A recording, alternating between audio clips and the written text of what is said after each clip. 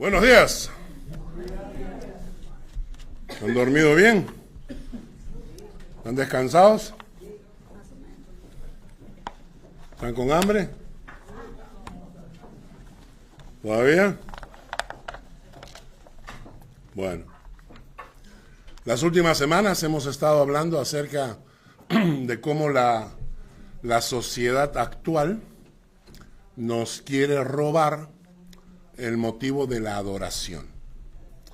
Es decir, la Navidad, vamos a esperar que salgan con la silla. Ahí está. Bueno, por la derecha, por la derecha. Muy bien.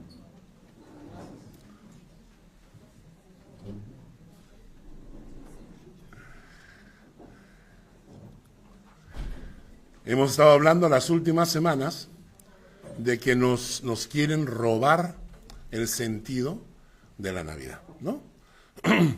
Y la gota que colmó el vaso fue una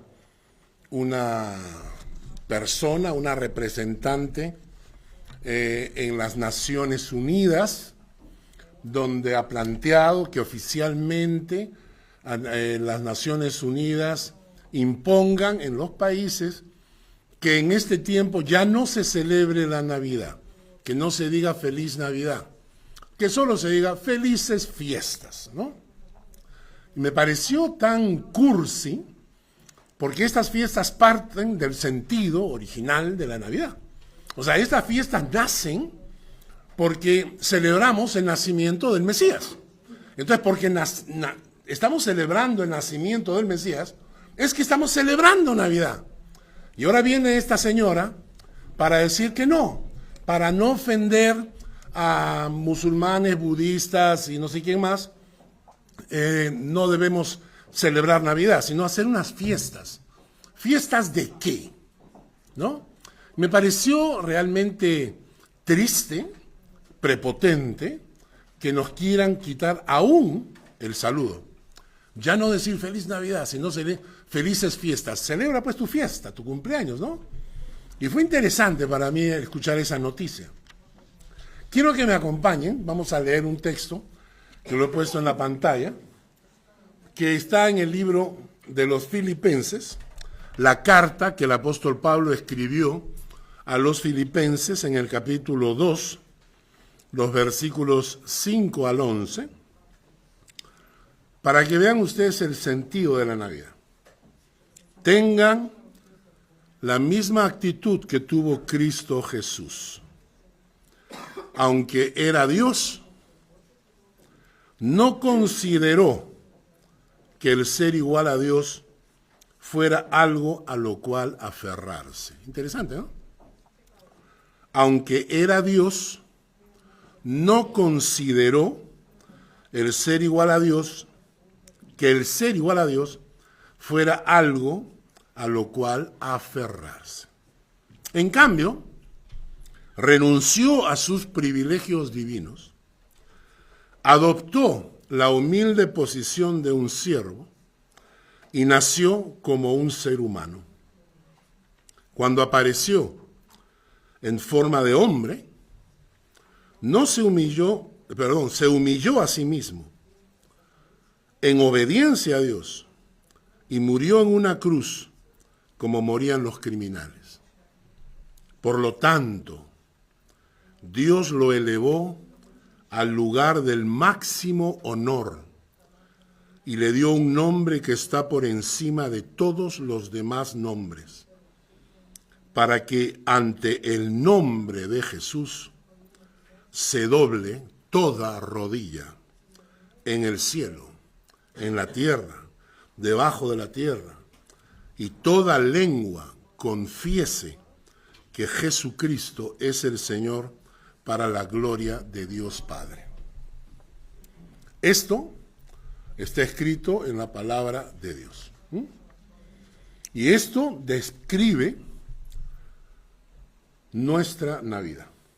Dios, que tomó forma humana, se encarnó en la persona de Cristo, que apareció y se humilló, porque se humilló al venir acá, y en obediencia a Dios murió en la cruz por nosotros.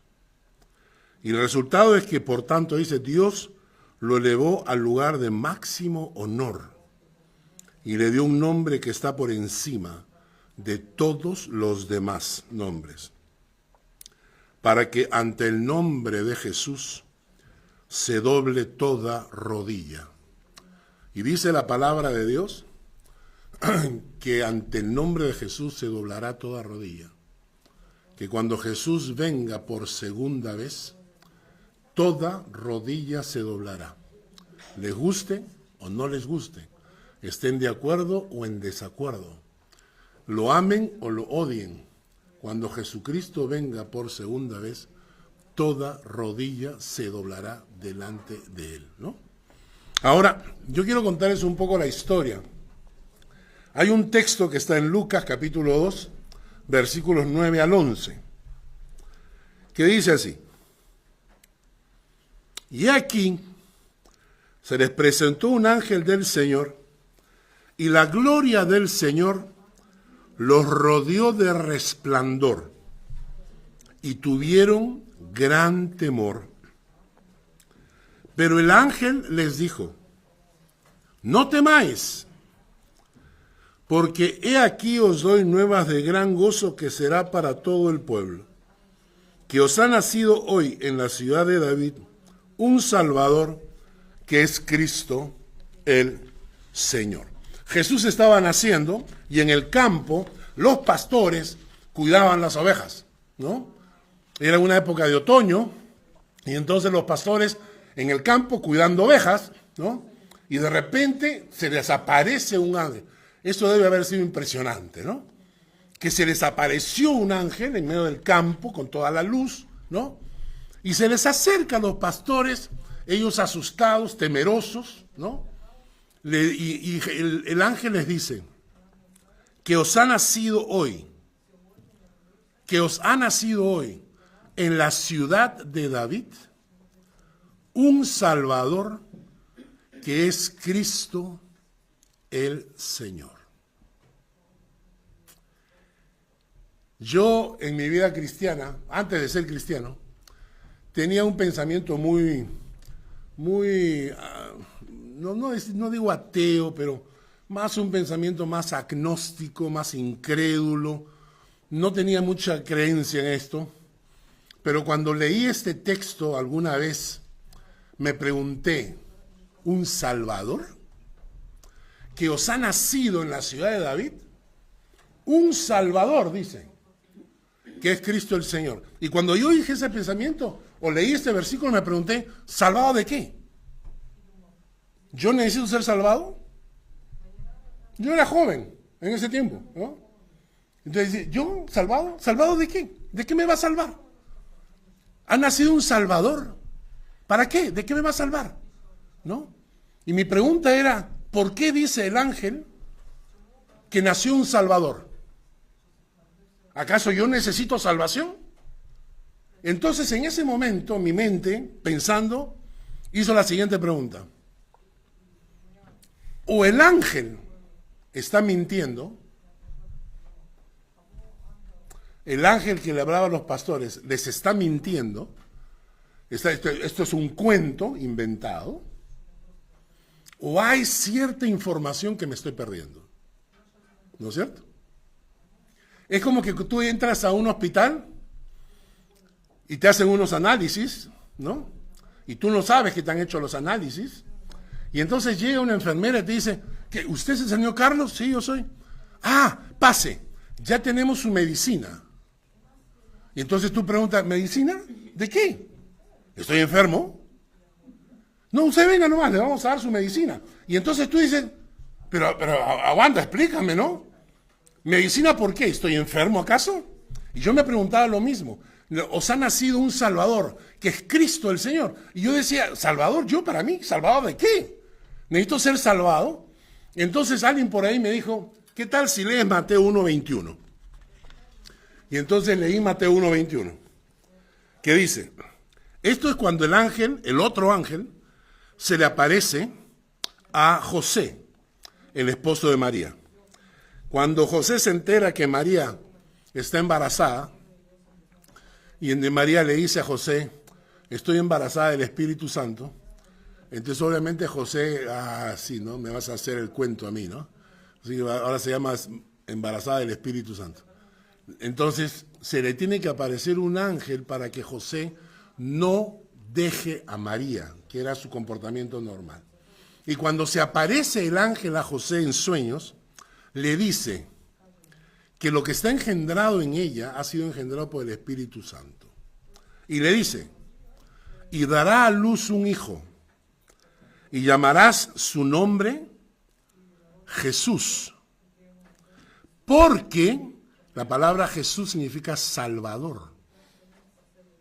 Entonces el ángel le dice a José, llamarás su nombre Jesús, porque él salvará a su pueblo de sus pecados, le dijo. Y ahí sí yo me puse, ¿no? ¿Qué? Jesús, se llama Jesús porque él salvará a su pueblo de sus pecados. Muchos judíos esperaban un redentor que los salvara del imperio romano. Muchos esperaban que el Jesús, el Mesías que iba a nacer, iba a ser un líder político-militar que iba a rescatar al pueblo judío de la opresión romana. Pero a nadie se le ocurrió pensar que Jesús venía a salvar a su pueblo de sus pecados. Y entonces eso me dio más luz. Porque ahí descubrí tres cosas. La primera es que todos los hombres, tú y yo, vamos por esta vida caminando, acumulando un historial de pecados. ¿No? Durante toda tu vida has ido construyendo un historial de pecados. Estos van desde los pecados más simples, como mentiras, falsos pensamientos, hipocresía, heridas que causamos en otros. Quizás el más común es la mentira, ¿no? Que nosotros consideramos que es un pecado venial, ¿no? ¿Rompiste eso? Eres el único que está en la casa. No hay otro más. ¿Quién lo ha podido romper? ¿No es cierto? Entonces las mentiras, por ejemplo, van acumulándose, ¿no? Y nosotros vamos construyendo no solamente pecados pequeños, simples, sino que le aumentamos más todavía. Y ahí ya vamos añadiendo con el tiempo pecados más complicados, ¿ah? Pecados más complicados, ya metemos un poquito de fornicación, un poquito de adulterio, vamos añadiendo pecados, ¿no? Y lo interesante, quiero decirles algo, ¿no? Y es que contra lo que todo el mundo piensa, los pecados no desaparecen. Hay una norma en las finanzas que dice así: las deudas no se olvidan ni se perdonan, se retrasan. Pero las deudas nunca se olvidan ni se perdonan. Si tú tienes una deuda con un banco, tú puedes hacerte el sueco y alargar la deuda. Pero la deuda nunca se perdona y nunca se olvida. El banco la tiene registrada para siempre. Y va a llegar un momento en que te va a cobrar. Y eso se aplica a los pecados. Nosotros creemos que los pecados de hace 20 años están olvidados. No. No están olvidados. Están escritos en tu historial. ¿Qué tal? Y esta foto ahí, cuando tienes el historial, tu bolsa atrás, con todos tus pecados acumulados. ¿Verdad? Hace un tiempo atrás, en Niedergösen, estábamos en Niedergösen, y le pedí a la gente, dije, quiero que todo el mundo se pare, y voy a comenzar a leer una lista de pecados. Y si alguna vez tú has experimentado alguno de ellos, te sientas, ¿no? Iba a empezar por fornicación, pero dije, no, demasiado agresivo, ¿no? Porque se siente el marido y la mujer, ¿no? ¿Por qué te has sentado, verdad? No, entonces dije, empecé por el más simple, mentir. Todo el mundo se sentó. Solo uno quedó parado. Al fondo. Hay un colombiano que estaba parado.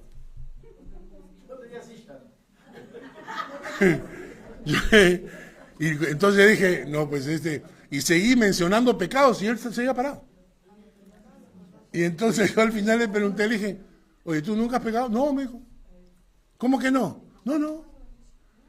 Y yo dije, estás mintiendo, pues. Ahorita estás mintiendo, ¿no? Pero la cosa es que, hermanos, yo descubrí que toda tu vida vas acumulando pecados que no se perdonan ni se olvidan. Los tienes cargando en tu historia, en tu pasado. Ahí están atrás, en esa bolsa que vas cargando. La segunda cosa que descubrí es que todo ese historial de pecados que tenemos todos, nos enfrentamos a una tristísima verdad que a la vez es una maravillosa verdad. Y es que Dios es absolutamente santo.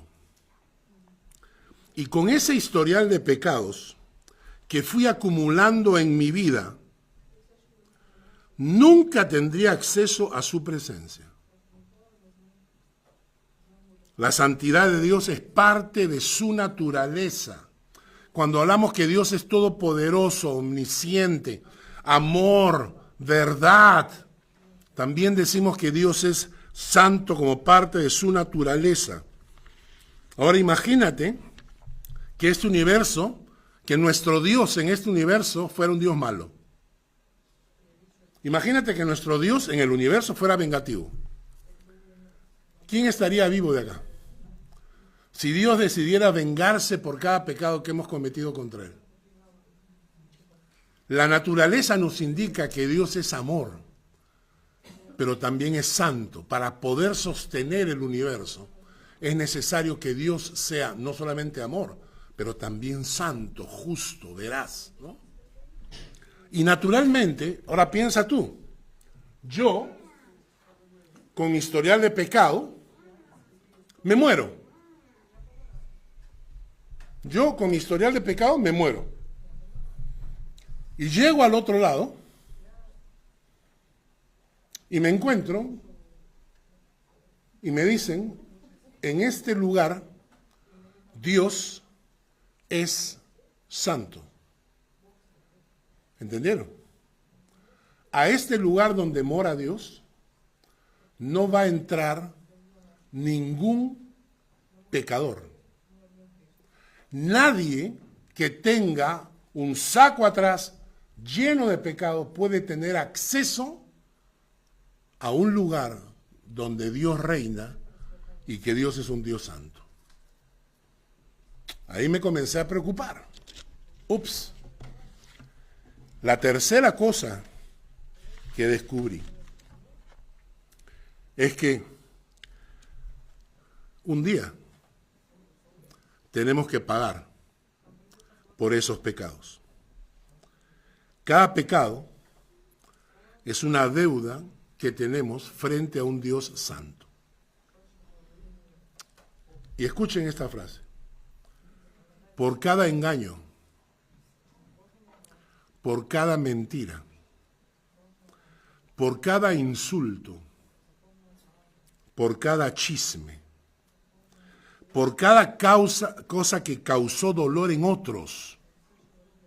¿Escucharon? Por cada cosa que causó dolor en otros. Por cada acto egoísta. Por cada ofensa, por cada insulto.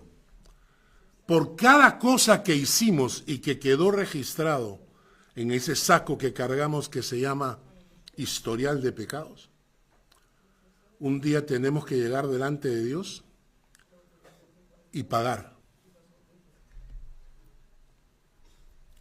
Si tú te presentas a la policía y llegas en tu saco, llevas en tu saco 40 infracciones no pagadas, ¿qué vas a hacer? Tendrás que pagar. Acá en Suiza tenemos las cámaras, ¿no?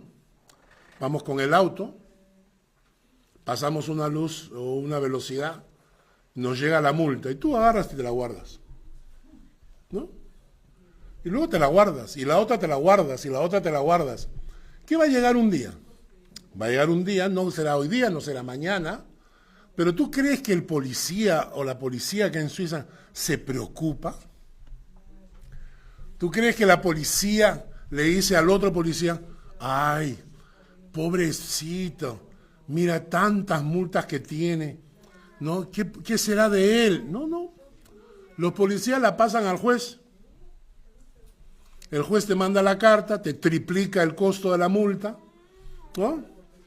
Y luego al final el juez dice, bueno, tiene que pagar, señor. Ah, pero no tengo. Bueno, tienes dos opciones, o pagas o vas a la cárcel. De alguna manera tienes que pagar, o te embargo, lo que sea, ¿no? Nuestros pecados tenemos que pagarlos. La Biblia dice en Romanos 6:23, dice, porque la paga del pecado es la muerte, mas la dádiva de Dios es vida eterna en Cristo Jesús, Señor nuestro. ¿Saben qué significa eso? Significa que por cada pecado que yo cometí, voy a llegar delante de Dios y van a decir, a ver, pasa por acá. Acá tenemos una lista. Tenemos, le hiciste daño a tal persona, mentiste acá, robaste acá, tuviste malos pensamientos, codiciaste a la mujer de tu prójimo. Ya. Ok, perfecto.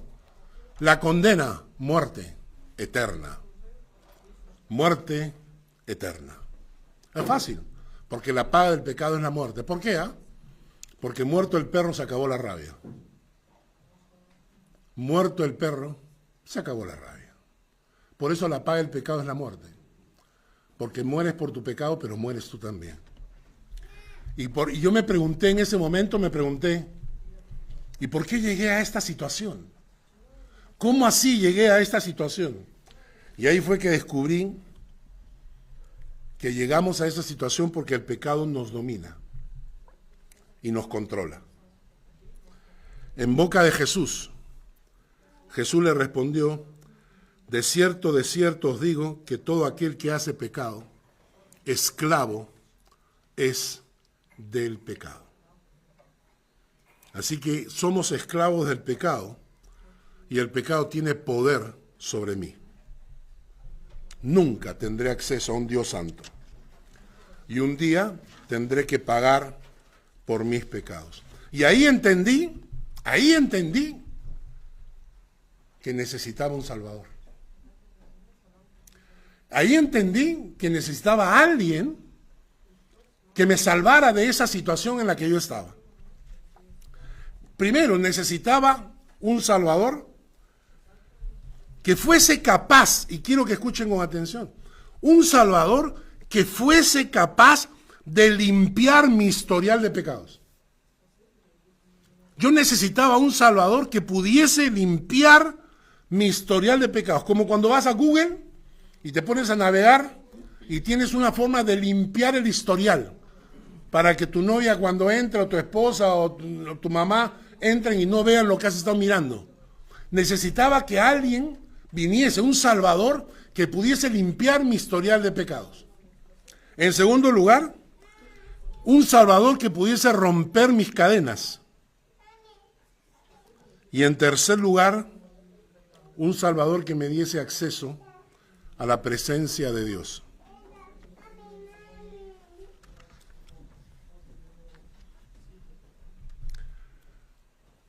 Y aquí viene la maravilla, la verdad más impresionante que descubrí. Jesús dijo, yo pago por él. Si alguna vez has salido a comer con unos amigos y después de comer alguien dijo, yo pago la cuenta. La cruz donde Jesús murió, le permite a Jesús perdonar tus pecados, limpiar tu historial, librarte de la esclavitud y darte acceso a la presencia de Dios. Repito, la muerte de Cristo en la cruz le da a Jesús el poder para perdonar tus pecados, limpiar tu historial, librarte de la esclavitud al pecado en la cual estás y darte acceso a la presencia de Dios. ¿Y cómo ocurrió esto? Porque Jesús cargó tu saco con todo tu historial de pecados, fue a la cruz y le dijo: Dios, la paga del pecado es la muerte, ¿no? Ok, yo pago por él con mi vida. Yo muero por él. En la carta a los Romanos, en el capítulo 5, el versículo 8, dice: Mas Dios muestra su amor para con nosotros, en que siendo aún pecadores, Cristo murió por nosotros. Y te voy a decir una verdad que ojalá la recuerdes siempre. O pagas tú, o paga él. Tú en este momento puedes decir: no creo. No, todo este es cuentito. Cuentito religioso de alguna nueva iglesia. Tú puedes decirlo. Pero la Biblia dice que o pagas tú o paga él. Si tú, por eso es que la Biblia dice que tenemos que creer en él. Porque si tú en este momento dices: yo no creo, está bien, no hay problema, tranquilo. Tranquilo. ¿No crees? Tranquilo, no hay problema. Paga tú. Porque Dios es santo. Y un día daremos cuenta delante de Dios. Y esa balanza que te han engañado, que te dicen que vas a morir y que en un lado van las obras buenas y en el otro las obras malas, no existe ningún pasaje de la Biblia que hable de una balanza tal. Lo que dice la Biblia es que cuando tú llegas allá, si vienes con tu costal de pecados, te dirán: la paga del pecado es la muerte, listo, recibe el pago que te corresponde. Pagas tú. O pagas tú o paga él. Por eso, el texto en Hechos de los Apóstoles dice, capítulo 4, versículo 12, en ningún otro hay salvación, porque no hay otro nombre bajo el cielo dado a los hombres en que podamos ser salvos. Nuevamente la palabra salvos. En ningún otro hay salvación, en ningún otro. Porque no hay otro nombre bajo el cielo dado a los hombres en que podamos ser salvos. Y en el cuadro siguiente debes saber esto. Jesús puede nacer 1000 veces en un pesebre,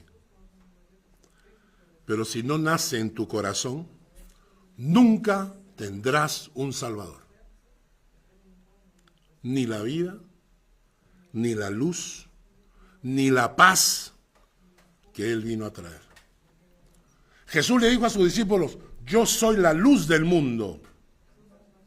Jesús le dijo a sus discípulos: yo soy el camino, la verdad y la vida. Nadie viene al Padre si no es por mí. Nadie viene al Padre si no es por mí. ¿Entienden el término nadie? Nadie viene al Padre si no es por mí. Jesús dijo: mi paz os doy, mi paz. No la paz que depende de las circunstancias. Que si tuve un matrimonio feliz, que si tengo dinero, que si tengo eso. Esas cosas te dan una paz superficial. La única verdadera paz viene del cielo. Es la que Dios infunde en tu corazón. Entonces, ni la luz, ni la vida, ni la paz, ni el camino. Jesús puede nacer 1000 veces 1000 veces puede nacer en el pesebre. Mientras no nazca en tu corazón, no tienes Salvador. Y carga con tu historial. Y paga por tus pecados. En Juan capítulo 1, Jesús le dijo, el apóstol Juan escribió, a lo suyo vino, a esta tierra, a lo suyo vino. Y los suyos no le recibieron,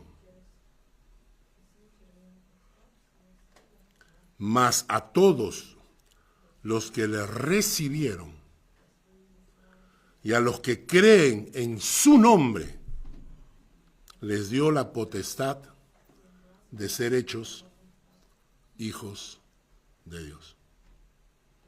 Es tu oportunidad ahora. Si Dios ha tocado tu corazón en esta mañana, es tu oportunidad de recibir a Cristo en tu corazón. Creer significa poner tu vida en sus manos. Repito, si en este momento, en esta mañana, Dios te ha explicado tu posición y tu situación delante de Él, si tú quieres que Cristo no solamente nazca en un pesebre, sino que realmente nazca en tu corazón, ahora es el tiempo para que abras tu corazón y lo recibas. Recibas a Jesús en tu corazón. Y que le digas, Señor, tengo una lista de pecados. Necesito a alguien que me perdone, que me limpie del historial. Señor, necesito de alguien que me libere de esa esclavitud en la que estoy. Necesito a alguien que me salve de mis pecados para que me dé acceso a la presencia de Dios. Así que inclinen sus rostros, vamos a orar un momento.